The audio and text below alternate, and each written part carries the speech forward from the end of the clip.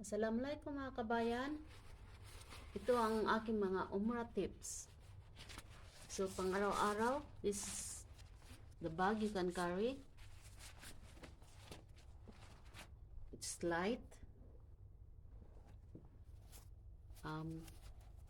Prayer mat.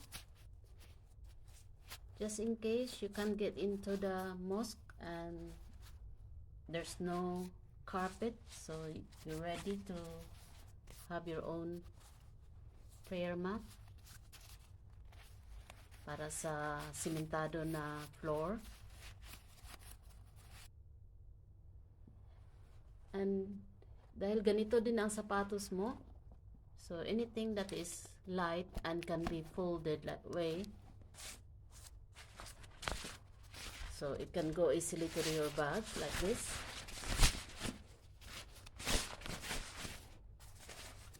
This one. And another thing, global money, so you can withdraw without interest anywhere in the world, or Revolut.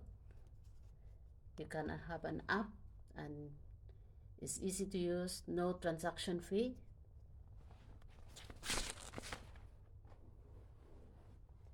And usually I take extra clip in case yung hijab mo, every time you do ruku, it falls over and will show your neck. So ito yung nilalagay ko sa likod ng around at the back of your neck, ginaganyan lang.